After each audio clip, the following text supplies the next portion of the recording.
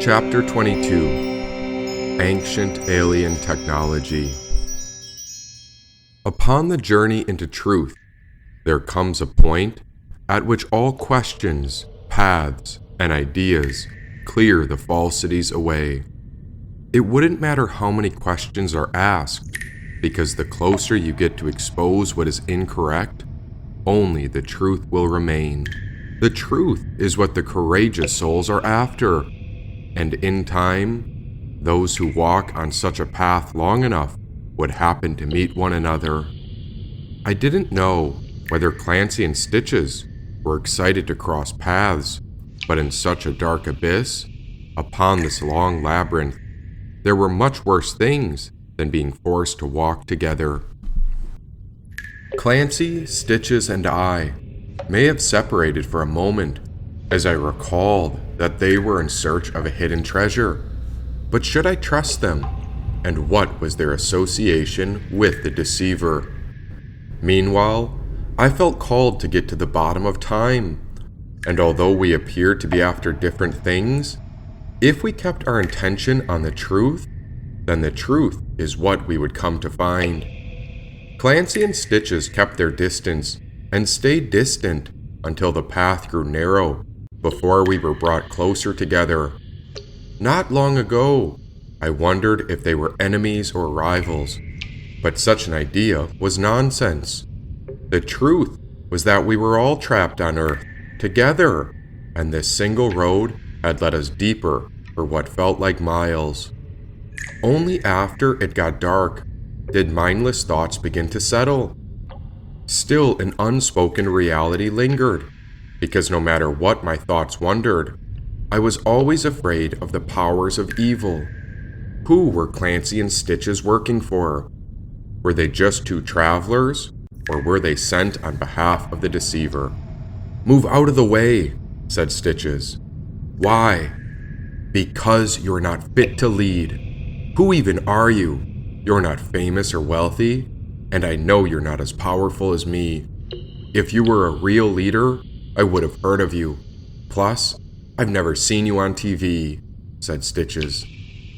"What do you have that makes you so great?" "I've got everything. I have billions, so I could buy anything and everything. I've proven myself time and time again, and people all around the earth know me," said Stitches. "What good is everything worth if our world is falling apart? What have you done with your life? Anything impressive? You're not a star or an athlete. You couldn't last one round in a fight with me. You'd tap in less than 10 seconds. You're not powerful enough to lead because you don't even carry any weapons," said Stitches. "I'm not after power." "Then what do you want?" asked Stitches. "Truth." It wasn't a matter of gentleness when he nudged me as they passed ahead. Clancy didn't agree or disagree with what Stitches had said. For a moment, Stitches may have even looked like a bully, but I knew he lived a different life, filled with genuine experiences, and so he had a different view of reality. "The world has hardened him, and in spite of it, he has achieved great power because of his persistence and grit. But as Plato once said, only he who does not desire power is fit to hold it," whispered Shruti in my ear. She felt like the spirit within my head, as her voice was so secretive.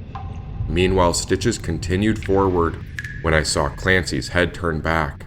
Had he heard her? Words are vibrations, and every vibration has 3 meanings. First, that which is heard. Second, that which is remembered. And third is the way in which we perceive or feel it, said Clancy. "Do you desire power?" I asked Clancy. Rather than respond, he turned around to continue ahead. "Why do you think I desire power?" asked Stitches. "Because you have it."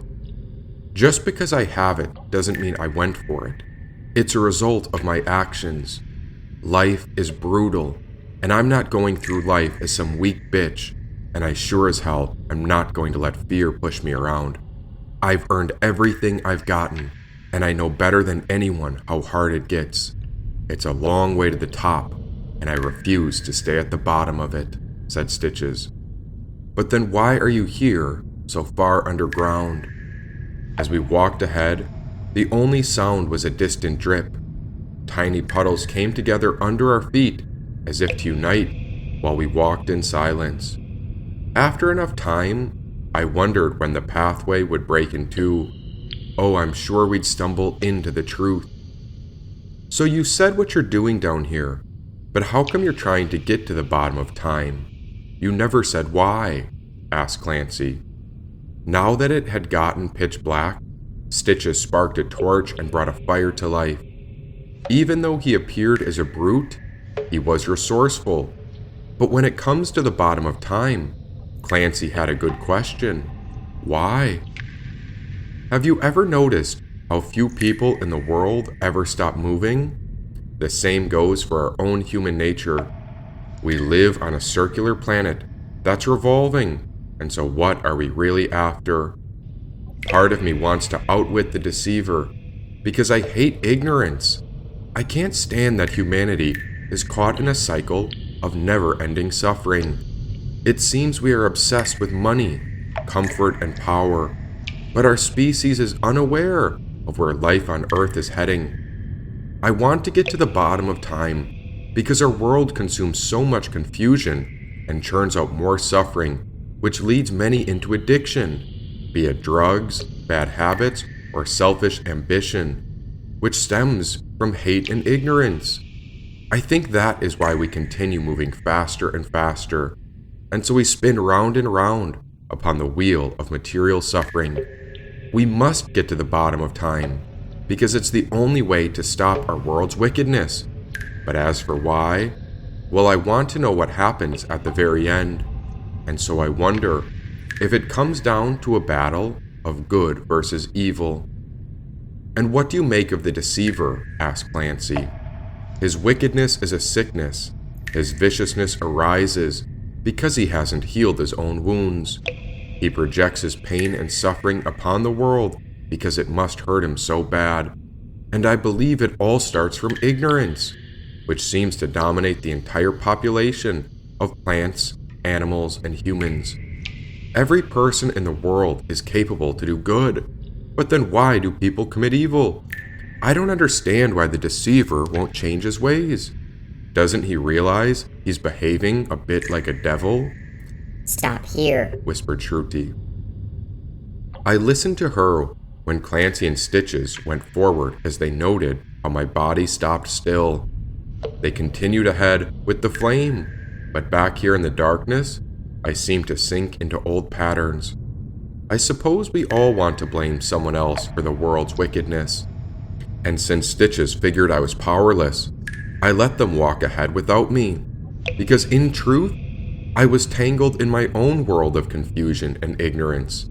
If the world is bound by time, and within time exists the nature of suffering and sickness, then healing is possible if we go beyond it. But how does one get to the bottom of it? The further Clancy and Stitches went, the more dark and lonely it became. Who was I to walk beside such powerful beings? Stitches said it best. I had not earned a fortune, I had no wealth, and no prestigious people were aware of my name. Instead, I cowered in the darkness alone with the figments of my imagination. Were Shruti and Nandi even real beings? Or was I just a mad man who didn't realize I was the sick patient? By now the trail of firelight was out of sight, but why did I remain still? It was Shruti who had whispered to stop here, but why did I listen to her, and what happened to the power of my own will? Panic overtook my body when I realized I could not control my limbs. What was happening? Why, Shruti seemed to take over as I began digging at the very bottom of this dark cavern. You've got to let me go. I can't take this anymore. You and Nandi don't even have a real body. You've possessed me because you needed my form to explore. Leave me alone. I can't believe I trusted you. Dig, said Shruti. To where? There's nothing here. There, in this strange heap of rocks beside you. Can't you see what is true? Said Kundalini. Have you ever noticed how once our eyes adjust, we can see what was covered before? Said Nandi. Just imagine if you had serpent eyes. Then you could see through the hidden layers of this world. Said Kundalini. What are you getting at? When God gives us eyes, we are gifted with vision, which can lead us through certain passages. And so depending on which creature's eyes you're looking through, each set of eyes could be thought of like a pair of magic sunglasses. Said Shruti. So you can see things I can't. Humans see visible light, but Kundalini and I have vision that's aware of what is invisible. And if you trust us, then dig here, because at the bottom of this tunnel, there is an ancient alien technology. Said Shruti. What tunnel? It was covered long ago. As you know, the deceiver prefers to route all paths back into human and material production. Dig, because you have the power to open that path ahead, which leads back into the world where the true nature of reality opens. Said Shruti. And this tunnel you speak of, where does it go? It leads to the only place the deceiver is terrified of. It will take us into the unknown. Said Shruti. All the voices in my mind had hidden abilities, and they seemed to operate from a distant domain. Shruti, Kundalini, and Nandi were a few of the voices I'd come to trust, but had these thoughts driven me insane? The more I wondered, the more I feared. What if I had really gone mad? And had these voices led me so deep that I die down here? Dig deeper, said Shruti. On my hands and knees, I obeyed the voices as I pulled rocks away in a mad dash. Stone after stone, I tossed them behind me, but so far, there was no hidden tunnel or secret path. Then after enough time, just when I was ready to quit, I saw a light appear in the distance when Clancy and Stitches came back, but I'd still barely made a dent in the side of the cavern wall as I obeyed a hidden personality within my brain. Oh, here they come, and surely they'll slander my name and spread gossip about the poor man that went insane. What are you doing? Asked Stitches. Exhausted and confused, I dropped the rocks in my hands. How was I supposed to explain what was hidden in the intuition, or why I was digging for a hidden path? Instead of words, I simply pulled back another rock and moved it to a new place. Just then, Clancy reached into his pocket and raised a pair of magic sunglasses up to his face. Holy shit! He found a tunnel, said Clancy. Stitches took the glasses from Clancy to see it with his own eyes. His expression turned to shock, as he too had seen something that had once been disguised. They offered me the glasses for a moment, and once I put them on, I could see what Shruti had sensed. A secret pathway was covered, and there it led to a great structure hidden at the bottom of this descent. Silence. In the stillness, there was a gap, as we became aware of that which is heard. How can a gut feeling lead us to discover what our intellect calls absurd? Clancy took the glasses back and began to scope out the pathway that was hidden. As I continued to dig, him and Stitches spoke about a strategy. Who covered this up? Did the deceiver want to keep this a hidden secret? Or is he even aware of this? Said Clancy. Rock after rock, I tossed the stones away, but to my dismay, it seemed there were a million more rocks that remained. The reason we need to own our power is because of that deceiver's bullshit.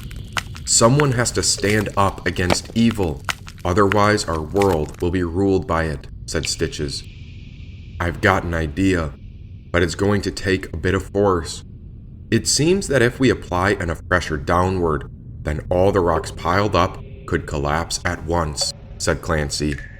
Stand back, said Stitches. How were all of us brought here? Why, we all had found the courage to carry out what our soul was called to do. Why would each of us meet here? But of course, each of us must have wanted to heal the root of evil. But then had they too been willing to step and take a look out from the deceiver's shoes? As I stood up, Clancy and I moved back, while Stitches pushed against the wall. After no success, he waved us further back. Then with a swift kick, his leg thundered against the hidden rock cavern. The first time didn't do it, and so he kicked again and again before dust and debris began to rumble. The power of his leg struck the rocks all over when a great formation began to tumble. From his personal power, he triggered an earthquake, while Clancy and I were stunned as the rocks over this hidden path moved away. Within an instant, the pathway was clear, all thanks to Stitch's power. What was once hidden was now a tight passage that emerged into a tunnel. It would have taken me ages to clear out all these rocks. When I followed Clancy as we began to applaud, but at the same time I was humbled, because as I looked at the comic's leg, it dripped with blood. Why doesn't the pain stop you? Where did you find such power? I'm obsessed with those who become extreme winners, because I think there's a madness to it. I truly believe that in order to be great at something, you have to give into a certain amount of madness, said Stitches. And so I heard Shruti whisper, There are, if I may say, 3 powerful spirits, which have, from time to time, moved around the face of the earth, and given a predominant impulse to the moral sentiments and energies of mankind. These are the spirits of liberty, the paths of religion, and honor. There were 3 of us here, and together we discovered a way to reveal that which was once covered. And about those 3 spirits, what if they only came to life through a process of transformation after an individual had grown through pressure from which one had suffered? Where do you find your strength? I asked Stitches. Chivalry is a flower indigenous to the soil of earth, and through the waters of life it grows. Chivalry is itself the poetry of life, and so the path I follow is the soul of the samurai called Bushido. Bushido arose through the organic growth of centuries of military careers, as it is translated as the precepts of knighthood. It embodies the maxims of educational training for the warrior class, where it sets the standards for the ideals of character, as well as the mental and moral codes of obligation, said Stitches. Sounds like honor, and he was a very powerful being, a legend of a man. Oh, maybe I didn't realize how much we did in fact require his powers. There was something that I misunderstood about him, and so we began to crawl while we followed Stitches forward. What do you make of all the Deceiver's done? What do you make of him and his horde of demon heads? I asked Clancy. I pray that the Deceiver goes through his own spiritual evolution. I don't know if words can process what's happening, but at the same time, I'm certain it'll only get worse if we try to force him to awaken. In time, nature reveals how all things are changing. I doubt if our personal opinions can change the will of nature's instinctual evolution. And if God exists, then surely God is aware of the Deceiver's ignorance, and so God must know of the Deceiver's suffering, said Stitches. Then why doesn't God cure him? The essence of God is creation, which gives us free will to grow. And if time is like a labyrinth, then as long as we keep going, we will get to the bottom of it, said Clancy. As we went further, the narrow tunnel became so tight that each of us had to crawl like serpents. After enough time, we would emerge into places few had ever gone, where there were no other footprints. And all that was left in our tracks was a sort of slithering imprint. Did you hear something? Asked Clancy. There were only water droplets that would whisper within this tight cavern. It's speaking, said Clancy. What is it? Asked Stitches. There's something sending messages, said Clancy. Well, lucky for you, you're the one with the magic sunglasses, said Stitches. In this body we are bound by time, but the deeper we went, the more we seemed to cross the unconscious line. What once appeared as my own thoughts, eyesight, and ideas seemed to be replaced by a force of nature with its own mind. I had no clue what to make of it. Here something felt separate or beyond us, and so as a witness, I listened deeper, and that's when I heard it. We were within the subconscious, and I could imagine my own thoughts while the subconscious had its own separate insight. Subconscious thoughts came while I listened to it talk. We had gone so deep into an unknown place that my awareness was not only the thinker of our mental thoughts, but rather we heard something when it began to talk. This energy didn't speak with words, but rather it was something which the awareness could focus on. If I was thinking about my own thoughts, then this unknown spirit would arise and fade before I would lose sight of it. The tunnel led deeper when I heard the energy of the voice, which was not mine. It led me to believe there was a real fight within life, and if this battle is not won, would humanity be done? Would we have to restart with new energy, new species, and new bodies and time? Clancy was aware of something, but I couldn't tell if he was tuned in. He seemed to be having his own inner conversation, as if each of our minds listened to different radio stations. Each of us received messages, but the words were still unknown. The depth of this energy speaks of an algorithm. It's projecting some sort of code upon my subconscious mind, as if it's trying to get me to solve it. Or is it solving me? Said Clancy. What the hell is with this? You're saying there's a force of invisible intelligence? Said Stitches. He swung the torch ahead in the tight cavern, where the only glimmer of light remained. Then upon the end of this tight tunnel, he emerged to lead us into an opening of a new cave. Holy shit, this is it, said Stitches. Clancy crawled ahead and exited the tunnel. Is this an alien spaceship, or is this an ancient pyramid? He asked. They had gone ahead, but I wasn't sure if I wanted to exit the tight cave. The distant firelight illuminated the skin on my hand as I reached ahead, when I noticed how my left hand had changed. My skin was layered with dark scales, and whatever hidden line we had crossed exposed our true nature. A certain serpent power came forth from within my body, but how had it altered the limits of my human form? As I remained hidden in the cave, I looked up at Clancy when I noticed how his body was different from his head. I could see his head and body were held together by stitches, as if his old head was cut clean off. And what had happened to this body? I noticed how the eye upon my left was not human, but rather we had the primeval sight of a serpent. Shruti, what's happening? Kundalini was no longer around my neck, and Shruti's imprint was not just within my mind, but somehow all of them merged through my body into an animalistic awareness beyond humankind. The deeper we go, the closer we are to the realm of the Nagas. We cannot escape who we are. We cannot escape that which is heard from the depths within us, said Shruti. Voodoo man, you in there? Asked Stitches. With half scales and half human flesh, I knew I was still one spirit, even though there were parts of me that felt separate. The dark scales seemed to be at odds with the human nature, and so we stayed in the cavern, too troubled to exit. Come on, you've got to see this, said Clancy. They seemed to go ahead, but I stayed burrowed in this ancient cave.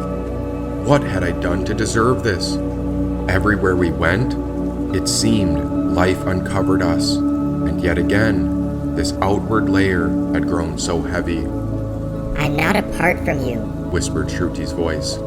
But who are you really? I am what you've been waiting for, and and I am what has been here all along. I am that which is heard, and when written down, they call me God's song. I have waited for you for so long. Humanity fears me, but I was made by God. I am that which goes beyond time, and I am what you are called to discover. So when death knocks, know that I will take your hands gently and say, "Come here. I know you are tired, but let me take you a little further," whispered. As I crawled out of the narrow cavern, I watched Stitches raise his torch before a massive structure. This was all within a giant open cavern, and before us there appeared an ancient temple. "Not my will, but thy will. This is not up to one person. One cannot find the power to push oneself into illumination. One can only wait for grace, and then we open. Imagine if each person saw their real face, and so you now know who I am. But what if the world saw who we really are? Then what do you think the world would say?" said Shruti's voice. As I could not see my own face under this animalistic expression, the torch's fire gave it away when I saw the glance of the comedian's expression. "You've changed," said Stitches. Clancy had gone ahead to inspect the giant pyramid structure with the massive coils that had been hidden within the earth. There, the giant four-sided structure was connected by rods and copper underneath the dirt. "It's a pyramid, all right, but there's a word etched above the doorway within. It says, Labyrinth," said Clancy. The first one inside of it was Stitches, then Clancy, as I followed. Past the door, Shruti's scales began to shake, as if something danced from within our core. Our body felt like it was being ripped into thirds, as if my own inner spirits began to emerge. Energy seeped out from our pores when the energetic matter couldn't be controlled. There it floated above us and merged into a shadow of a hooded cobra. Clancy and Stitches looked ahead, but I seemed to be caught by something from the past. These forces were not against me. They were not even focused on me, but they felt fierce, as if they could attack. Should we be afraid? When I first met my teacher, he wasn't afraid, and he didn't judge me, my issues, my problems, or criticize my inner state, but rather he gave me a gift of compassion, and that's when I found what I'd been searching for all my life, God's grace. We're all in search of the same thing, and so it is our fearlessness that can surpass anything, said Clancy. And what do you think is at the end of the labyrinth? Well, this pyramid could have been designed by aliens, but since it's this deep underground, I think it would be more likely to have been crafted by the serpent race called the Nagas, said Clancy. At the end of the first hall, within the ancient pyramid, there were 2 doors big enough for a giant to fit through. This was not created for humans, but rather it could have been centuries old, and none of us knew its real purpose. As soon as our left hand touched the bottom stone, our awareness grew when Shruti's instinct offered up her ideas. The journey we are a part of is unlike any other before. This pyramid is an ancient alien technology, and it could provide power to an entire city, a nation, or the entire Earth. How could humans say how it works when they do not know of such a power unless it is restored? Yet if one figured it out, they could cause a great shift which would ripple into the world as truth comes back into power, said Shruti. What is the power? It's called Hika, and Hika is defined as words of power or effective utterance. Ancient Egyptians described the dynamic power of Hika as the proper words in the proper sequence, spoken with the proper intonation and the proper intent. That prescription contains the power of God that expresses itself in the laws of the natural world. The inalterable truths that come to us from God are our legacy. The essential message is scribed around the pyramid as it was built in the image of heaven. In other words, as above, so below, as these hieroglyphs are the Word of God. When these hieroglyphs first appeared inside the pyramid, they were perfectly executed, ritually infused, and considered holy. The artistic images contain not only the meaning, but also a grammatical order and lyricism that makes them the first known religious poetry. The appearance of the glyphs is precise, showing the delicate stroke of the scribe's hand. If one was to chant the lines or speak the images, it reveals a hypnotic trance. Even the stones that hold the hieroglyphs were chosen for their resonant properties so that the vibration of the high priest's voice would create the proper tones. The text is physically aligned to the doorways and works as mirrors to the text on the opposite walls. A whole philosophy appears inside each hieroglyphic image and sound. All of this produces not only a work of art, but also an invocation of the divine that opens a doorway between worlds. Every aspect behind these holy glyphs is part of a sacred language of God, which is a gift to humanity from beyond time, said Shruti. Do you see these pictures? These impressions carved are stories and messages. It speaks of an essence within all beings that ignites a fire or light from the inside. Some could call this a soul, a spirit, or it looks like a lamp. Imagine if long ago there lived a highly advanced civilization upon the earth, but the ancient alien technology was lost. I think this is what powered the higher consciousness of a lost civilization, said Clancy. But then why would it have stopped? Asked Stitches. the Nagas. Whispered Shruti's voice. Could the Nagas have stopped it? I said. I don't know, but we have to get to the bottom of it, said Clancy. Just then, Stitches turned around to gaze upon my face. Was this all an illusion? But instead of judging me, him and Clancy smiled, then whispered, Cheer up, we got this. What does the story say? Asked Stitches. Clancy turned and looked at me. The carvings are like an allegory for spiritual life, but our story is not yet finished, as we should ask ourselves, what will we leave behind when it comes to the story of our lives that's being written? Do we decide what happens, or is it already written? They say that the journey of 1,000 miles begins with a single step, and so we must get to the end of this labyrinth. And if we turned back, we'd always wonder what's at the heart of this, said Stitches. Oh, what if the journey into such a mystery was a direct opportunity to liberate us? What if this journey came as an exchange or a sacrifice for something that we must give up? It looks like the deeper we go inside, the more things could change. I won't say it'll get better or worse, but it seems that it could reveal what is true or expose what has been hidden. When it's all said and done, we'll still have to face the same problems, and that's what it means to be human. Change is the thing that's occurring in every moment right in front of us. But I do wonder, what if the power of this ancient alien technology has a connection to a higher consciousness? Wouldn't that be beautiful? Said Clancy.